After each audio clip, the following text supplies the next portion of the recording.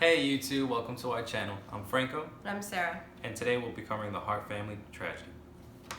In March 2018, a German tourist called the authorities from Juan Creek Crossing in Mendocino County, California, right off of Highway 1. She had spotted something jarring. A brown sport utility vehicle upside down floating in the Pacific Ocean. Inside, authorities would uncover the bodies of Jennifer Hart, her wife Sara Hart, and 3 out of their 6 adopted children. The crash was initially ruled an accident. However, it was later found that Sara and the 3 children had high doses of Benadryl in their system. Sara alone was reported to have consumed 42 doses of the drug. A sweep of the couple's phone records showed that she had searched, can 500 milligrams of Benadryl kill a 125-pound woman? And how long does it take to die from hypothermia while drowning in a car? Leading investigators to uncover that this crash was much more sinister than a simple accident. So just what led to the events of March 2018? Jennifer Jean Hart and Sara Margaret Hart were each born in South Dakota in the year 1979. Both women attended Northern State University and each majored in elementary education, though Sara studied a specific concentration in special education. Sara would go on to graduate in the year 2002, though Jennifer never finished her degree. Their relationship began while in college. Facebook posts from Jennifer stated that initially they were closeted, but once they came out, they received a lot of ostracism.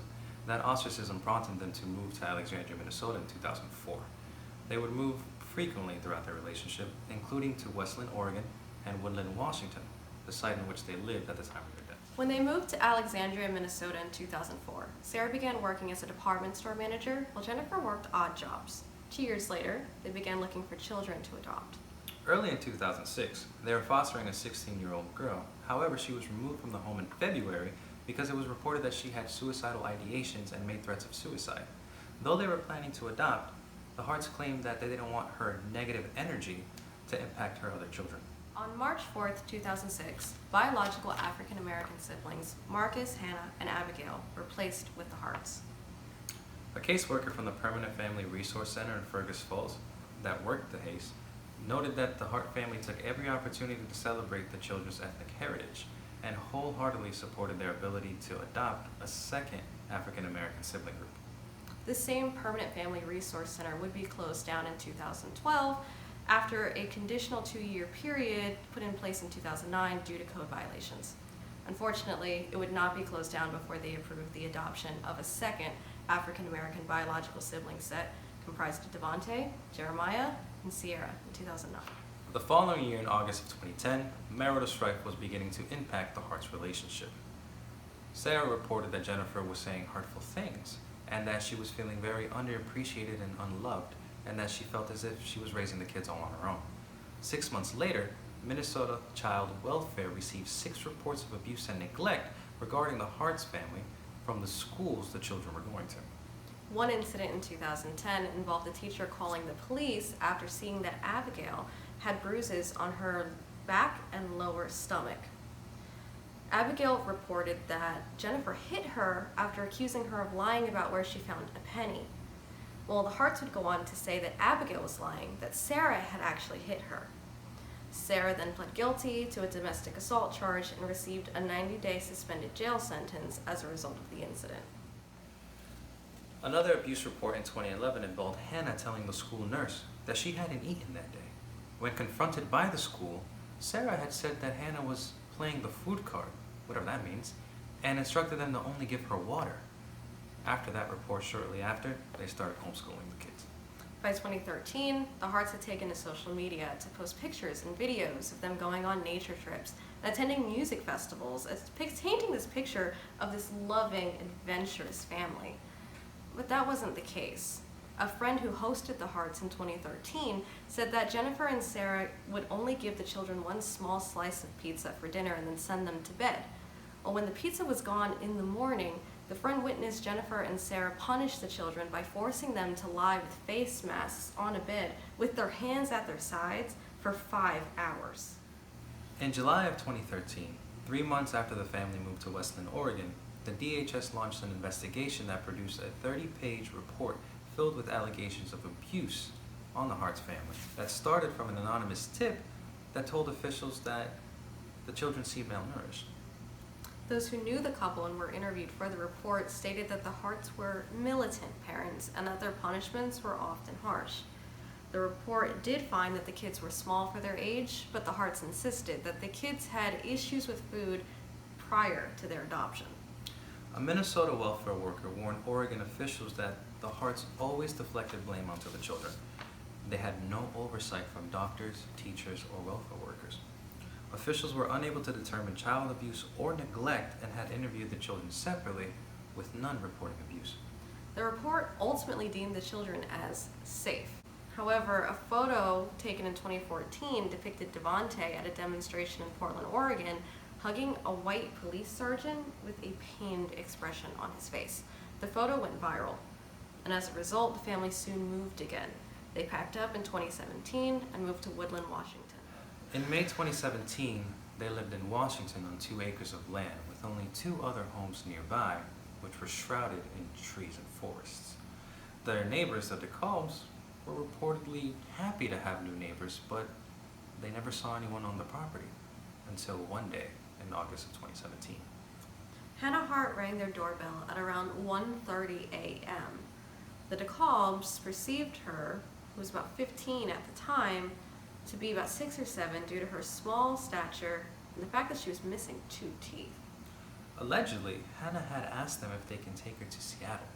She had explained that she snuck out and jumped out of a 2-story window to run to their property. She reported that back home, they were whipping her and that the Harts were racists.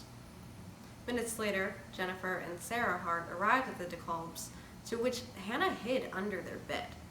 Miss DeKalb then gave Jennifer a few moments alone with Hannah, which prompted Hannah to apologize and then leave with her mothers.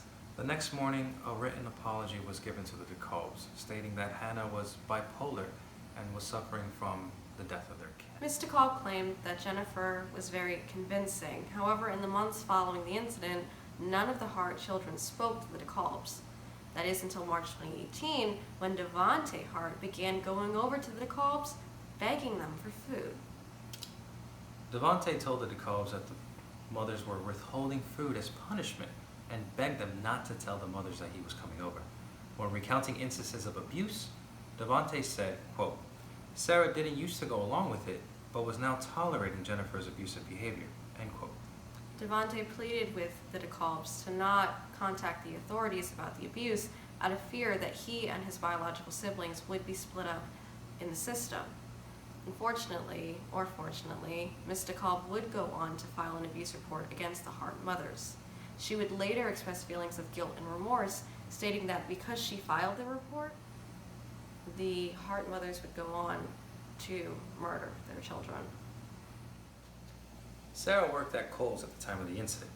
Co-workers didn't report anything unusual about the Hart family, but did say that Sara would make weird complaints about the kids and become visibly distraught when taking phone calls from her wife. She had mentioned that the kids couldn't function on their own and had food issues and weren't allowed in the kitchen. It's also reported that at one point Sara disclosed to her boss that Jennifer was suffering from depression, and so she was staying in bed and crying all the time. It's also alleged that at one point Sara stated, quote, "I wish someone told me it was okay to not have a big family. Then Jennifer and I wouldn't have adopted the children," end quote. Despite the reported issues at home, however, it is said that Sara was a reliable worker and that she never failed to show up to work. On March 23rd, child welfare officials responding to Ms. DeKalb's call arrived at the Hart's residence. At around 5:16 p.m., they witnessed a brown SUV pull up to the home. They knocked on the door, received no answer, and followed protocol by leaving a business card. The next day, officials would return to the home, but would notice that the SUV was gone.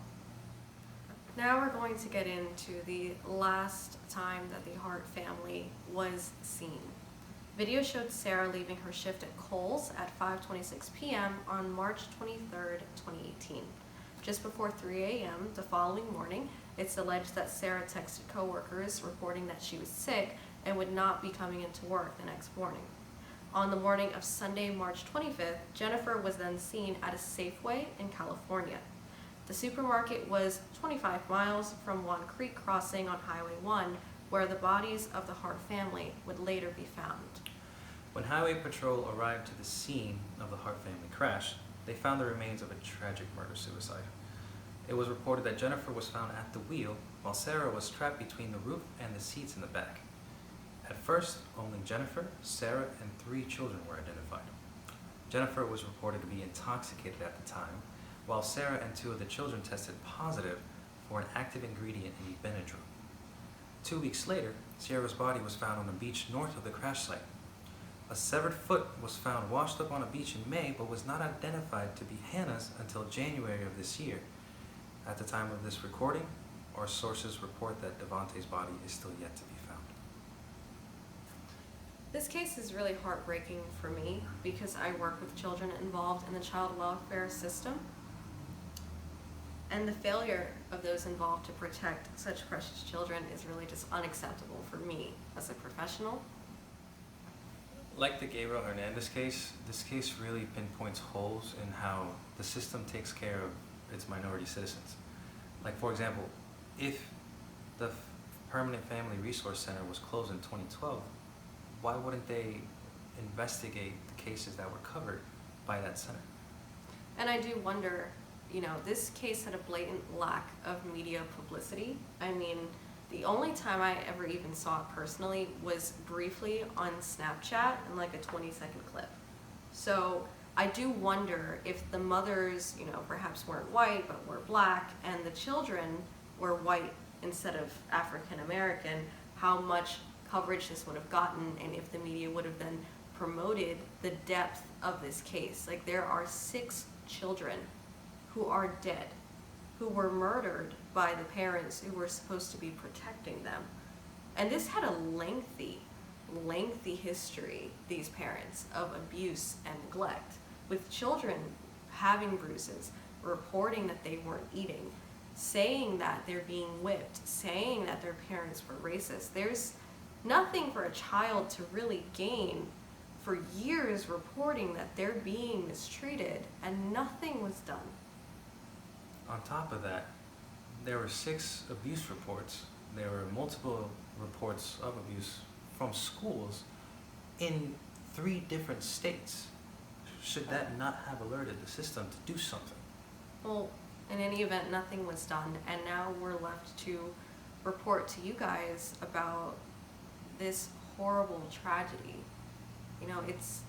It's really sad that all those lives were lost and no one was there to intervene, but unfortunately that is the ending of today's video. So please like this video, give it a thumbs up. If you'd like to see more content from us, definitely leave a comment down below to share with us what your perspective is on the case, whether it be any part of it, including the conclusion. What are your thoughts about perhaps the social justice implications of this case? What you think of it, if there's anything that we left out that you think is important to share, definitely leave that down below, and subscribe to this channel if you'd like to see us talk a little bit more about different true crime cases, because we do have a lot more content coming for you guys. So if you made it, thanks for watching, and we'll see you next time. Bye, guys.